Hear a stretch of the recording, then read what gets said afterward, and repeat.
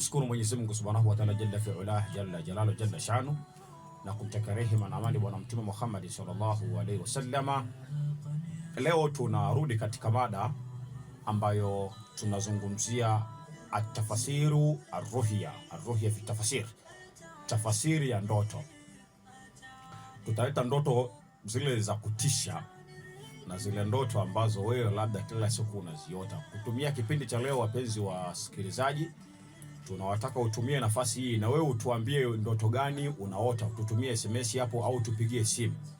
Yaani wewe tupigie simu tuambie ndoto gani unaota au ndoto gani ambayo unaumwa kuiota alafu hujaielewa. Sisi leo tutakupa tafasiri ya ndoto uliyoota. Yoyote wewe ilete. Ndoto yoyote ambayo umewahi kuiota.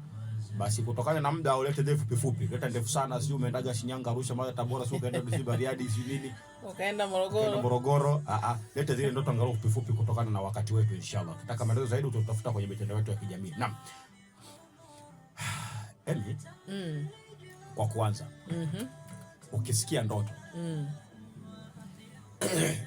Ndoto ni tunasema kwa Kiarabu imekuja neno ilham au wahai mdogo.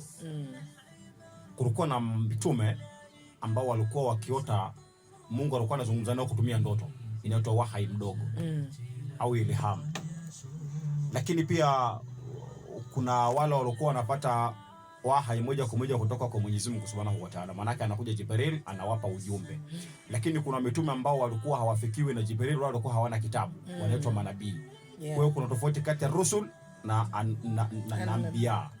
Yaani kuna tofauti kati ya rusul na nabii. Kwa hiyo nabii maana yake ni mtume ambaye hana kitabu na wala Jibril hamteremki. Huyo anaitwa nabii. Kwa hiyo Mungu anapotaka kuongea na huyu huwa anamtumia ilham ndogo au anazungumza naye kwa njia ya ndoto. Nielewa bana. Sasa mbaya katika watu wote ni yule ambaye haoti kabisa ndoto. Hilo ni kosa kubwa, mtume anasema. Mbaya katika nyinyi ni yule ambaye haoti kabisa ndoto. Na mbaya zaidi yule ambaye anaota ndoto alafu anasahau. Huyo ndio uko kwenye hatari. Kwa hiyo unasahau ndoto. Kwa hiyo sharti ukiota uikumbuke. Ndoto lazima uijue. Imekuja wana saikolojia wana saikolojia wanasema ukiota ndoto usiku ukiamka iandike ili asubuhi uikumbuke. Ni vibaya sana kuiacha ndoto umeota alafu umeacha imeenda. Bani, kila ndoto unayoota ni maisha yako. Aidha jambo la khairi au la shari. Na unachokiota lazima kikutokee.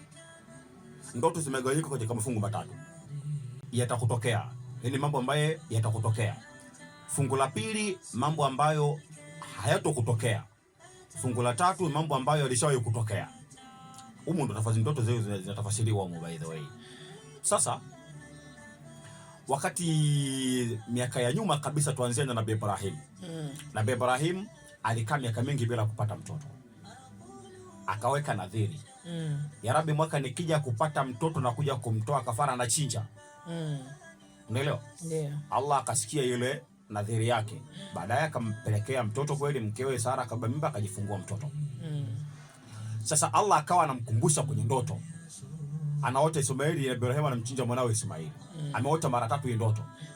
Akabidi akaitekeleze. Ndio leo tuna hija inaitwa tuna ibada leo inaitwa ile ibada ya kuchinja, sio? Hiyo mutashariq, siku ya kuchinja ile hija iliyokuwa. Kwa hiyo ile ni tunamwezi na Ibrahim. Kwa maana yake ile ilikuwa ndoto tu. Aliota yakatokea tu. Achana na huyo. Njoo kwa Nabii Daudi. Akiwa mdogo, Nabii Yusuf akiwa mdogo aliota ndoto miti, nyota, mawingu yakimsujudia. Akamsimulia baba yake. Baba, nimeota ndoto, nimeona wanyama, nimeona miti, na nini vikinisujudia.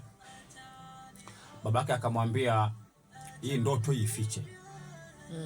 Usizungumze kwa ndugu zako. Inna shaytani linsana aduwwun mubin. Hakika katika shetani katika wanadamu ni wabaya wa dhahiri kabisa. Kwa hiyo ndoto anamwambia usije ukaisimulia kwa ndugu zako. Aliota ndoto vinamsimulia. Hii ni ishara kwamba nabii Allah alikuwa anamuonyesha tutakuja kukupa utume. Sasa akiwa mdogo kabisa anaota ndoto kwamba anaona nyota, mawingu, miti na nini vinamsujudia. Kwa Allah anamwambia utakuja kuwa, anampa ndoto kwamba atakuja kuwa mtume, baadaye akaja kuwa mtume kweli. Lakini kimtoe huyo, njoo Mtume Muhammad sallallahu alaihi wasallam. Na yeye pia siku moja aliota ndoto. Aliota ndoto anatoka msikitini pale, anatoka Maka, anakwenda msikiti wa mbali Palestina. Kwa hiyo alipoota ile ndoto, baadaye ikaja ikamthibitikia kweli. Hizo tunakupa ni aya za Qur'ani. Hizo ni aya katika Qur'ani inshallah. Kwa hiyo aliota ndoto Mtume Muhammad anatoka pale alipo, anatoka Maka anakwenda kule Palestina. Basi baadaye ile ndoto akaja akaota kweli.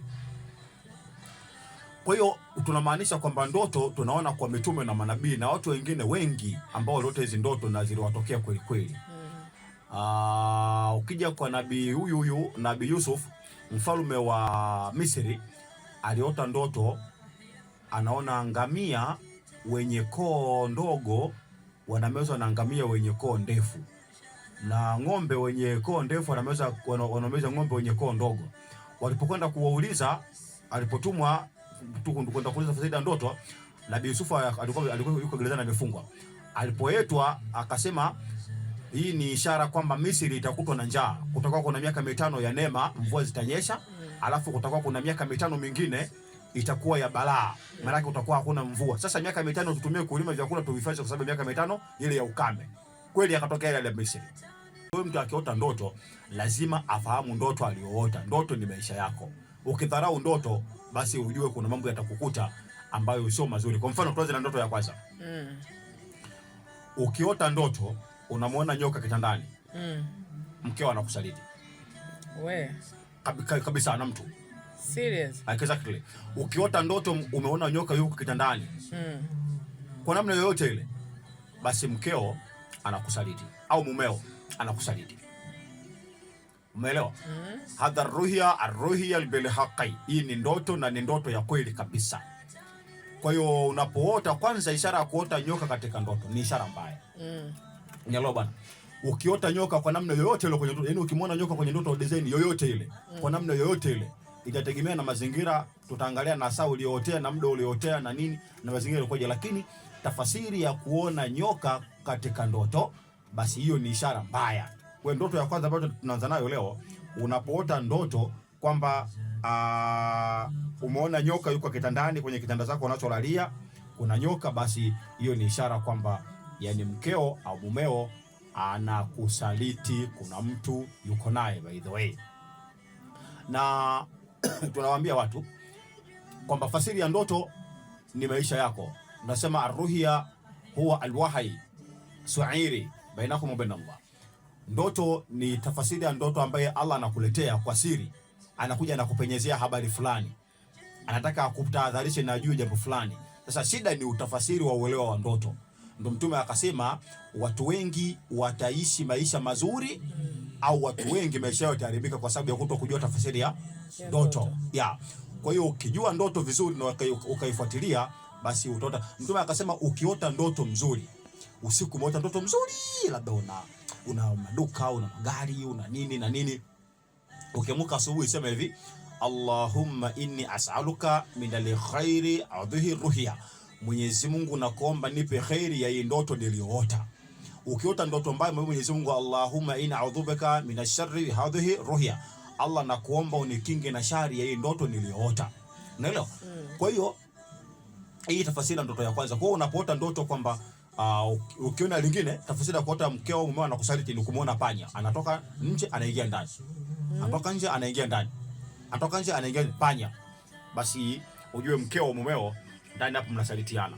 Kuna mtu hapo ndani hayuko vizuri by the way.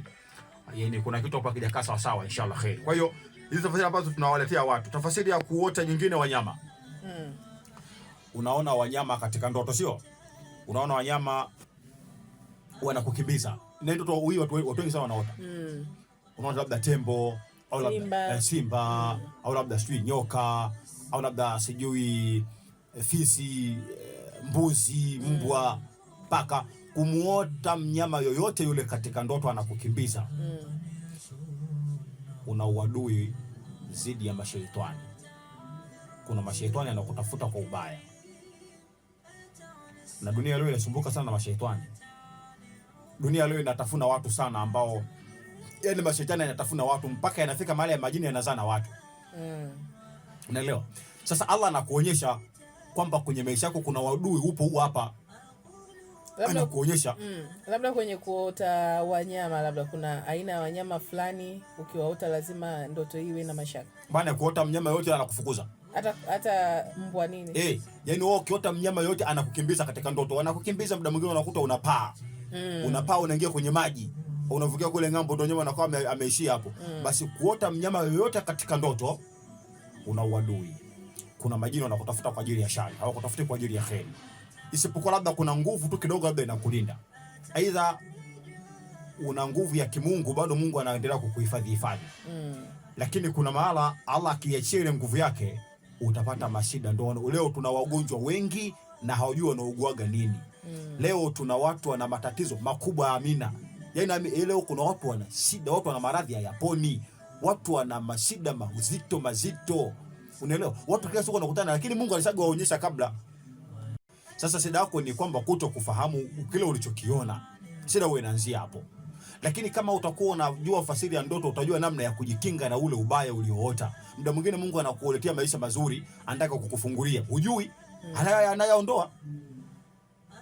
Anakuonyesha Mungu umeota nyumba, umejenga nyumba mzuri, unaishi mahali pazuri, una familia mzuri na nini. Fuatilia hiyo ndoto ili Mungu akupe kile Mungu amekuonyesha, nataka nikupe hiki. Wewe hujakijua kile. Au huyo Allah anakiondoa. Anakipeleka kwa mwingine. Wewe unajua. Umeletewa ili ufuatilie, bahati mbaya hujajua. Kwa hiyo ukiota ndoto yoyote mnyama anakufukuza, basi ujue wazi kwamba yani kuna kitu hapo sio kizuri. Tafadhali nyingine kuota ndoto ya damu. Unaota damu, labda unatoka damu. Unatoka damu puani, unatoka damu masikioni, labda unatoka damu umejikwaa, ukaota unatoka damu. Umeota labda yani umepata ajali alafu umetoka damu nyingi sana. Bana, hiyo ni ishara ya aidha kifo mbele yako, utakutana na ugonjwa mkubwa. Yes. Hii ndoto mara pengi sana watu hizi ndoto wanazoota mara pengi sana wagonjwa. Wengine hata mtu ambaye sio kwa mgonjwa pia ndoto wanaziota sana hizi. Za kutoka damu. Ukiota unatoka damu, umejikwaa, umeanguka, umepata ajali, umejichoma sindano, sio umejikata na kisu kwenye ndoto, unatoka damu, basi ujue ajali yako kufa na karibia.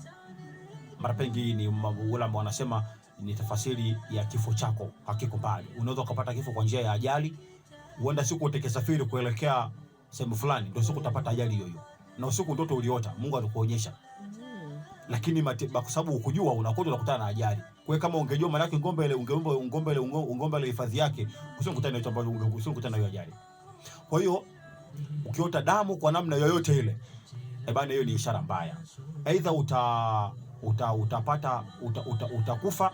Kama sio kufa, basi wanasema ulama kama mama mjamzito anaota ndoto anatoka damu, hii ni ishara mimba yake itaharibika. Ile mimba lazima itaharibika. Kama haitoharibika ile mimba, basi kwenye kujifungua mama anaweza akafa, akapoteza maisha. Kama ingekuwa mwanamke aliyekuwa mjamzito amekufa alafu tukamuuliza uliota nini nyuma before, angekwambia nimeota ndoto ilikuwa inatoka damu. Kabisa, yani Mungu kabla hajakuondoa anakuonyesha. Mwenyewe amesema kwenye Qur'ani hiyo. Kabla mtu hajaondoka hapa duniani, tutamuonyesha kwanza.